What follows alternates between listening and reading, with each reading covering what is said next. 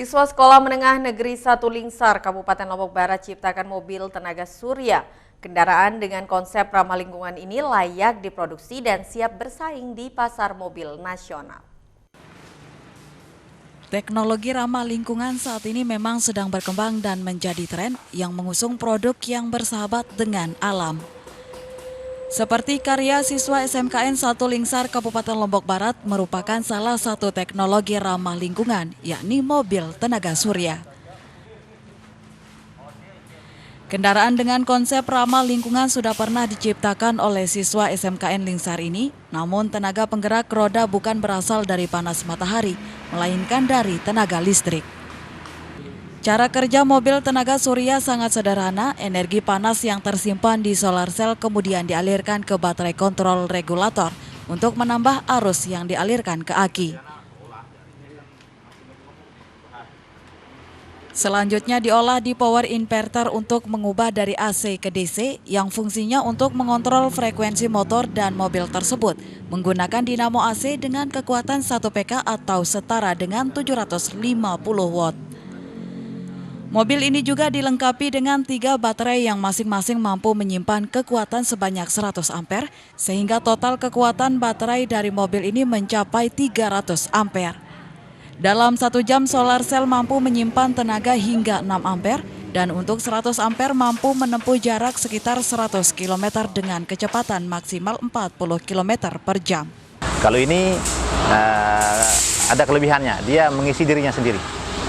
Kalau kita menggunakan mobil listrik biasa, kita berjalan sekian kilometer, maka begitu baterainya habis casnya, maka dia akan mati. Ya, kita harus mencari di mana cas. Nah, kalau yang jenis listrik ini ada kelebihannya bahwa dia self charging istilahnya, mengisi diri sendiri. Jadi selama matahari ada, dia berjalan, pengisian terus berlangsung. Sehingga harapannya ini tidak akan pernah berhenti. Nah, kecuali memang karena ada suatu kan kita tahu bahwa di jalan ada pohon dan sebagainya, itu akan berkurang. Nah, cuman harapannya dengan charging listrik ini kita misalnya pergi ke kantor, kan kita harus sampai kantor, kita parkir di tempat panas, di tempat yang terkena sinar matahari, sehingga nanti pas kita akan pulang atau akan melanjutkan perjalanan maka energi sudah ready seperti itu. Sejumlah siswa dilibatkan dalam pembuatan mobil tenaga surya tersebut dan saat ini konsep dari mobil ini hanya berbentuk rangka dan bagian depan hanya ada 2 kursi bagi pengemudi dan penumpang untuk mengendalikan mobil. Sedangkan di belakang pengemudi terdapat 2 bangku panjang untuk dijadikan tempat duduk para siswa yang menumpang ke sekolah, serta 2 panel besar tenaga surya yang sekaligus dijadikan atap mobil listrik. Dari Lombok Barat, Herkiandi, iNews melaporkan. Ribuan pelari antusias ikuti Rinjani Color Run 2022 di Sembalun, Lombok Timur. Momentum ini diharapkan dapat memulihkan sektor pariwisata setelah terpuruk akibat pandemi COVID-19. Sebanyak 1.100 peserta antusias memeriahkan Koloran 2022 di kawasan kaki Gunung Rinjani, Lombok Timur. Para peserta berlari sepanjang 3,5 km dengan ketinggian 1.056 meter di atas permukaan laut. Sepanjang perjalanan, peserta disuguhkan dengan pemandangan alam yang indah dengan hamparan sawah di apit perbukitan Sembalun dan pesona puncak Gunung Rinjani dari titik kejauhan. Dan tertinggi adalah Rinjani 3.700 meter. Lombok Timur bukan hanya punya gunung, tapi juga punya pantai, punya lembah, punya sawah, punya ngarai, punya danau. Karena itu jangan terpaku hanya pada Sembalun. Setelah ini lihatlah Lombok Timur yang lebih luas.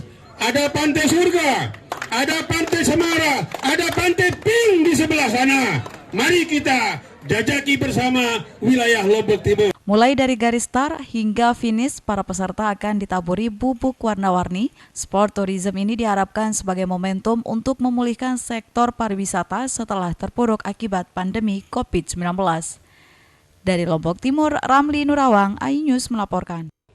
Selain menu ayam taliwang, Pulau Lombok juga memiliki menu masakan yang tak kalah menggoda, yakni nasi balap puyung. Kuliner yang satu ini paling diburu para pecinta kuliner saat berlibur di Pulau Lombok karena cita rasanya yang dikenal super pedas.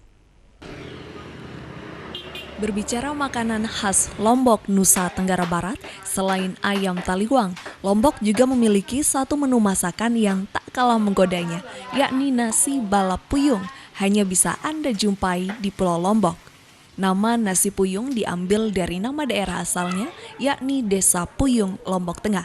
Dan pelopor pembuat nasi puyung ini merupakan seorang penjual nasi bernama Ina Isun. Penampilan nasi puyung tidak terlalu istimewa dengan nasi putih yang diletakkan di atas daun pisang. Dan kenikmatan nasi puyung ini justru terletak pada lauk pauknya yang terdiri dari sambal, kedelai goreng, suiran ayam, dan daging ayam cincang. Kekhasan nasi puyung terletak pada rasa pedas bumbu yang dicampur pada daging ayam suirnya dan ditambah dengan bumbu racikan rahasia. Diminati ya cari khasnya di sini tuh pedasnya terus enggak. Pokoknya yang paling ini tuh yang pedasnya aja. Uniknya lagi saat pertama menyantap daging ayam cincang yang sudah dilumuri sambal akan menggoda lidah Anda. Jadi pedasnya nasi pada di sini itu beda mas. Rasanya tuh kita nggak mau berhenti. Pedasnya itu bikin keringat keluar dan pengen nambah lagi. Kalau untuk dari makanannya, jadi di sini sebenarnya ada dua. Jadi yang pertama itu ayam, terus yang satunya lagi itu ayam yang menggunakan sambal. Jadi pedasnya itu yang ayam yang bersambal tadi. Nah, bagi pecinta pedas, bila berkunjung ke Pulau Lombok, tidak lengkap rasanya jika belum mencicipi nasi balapuyung yang cukup menggoda lidah Anda. Dari Lombok Tengah, Herkiandi, iNews melaporkan.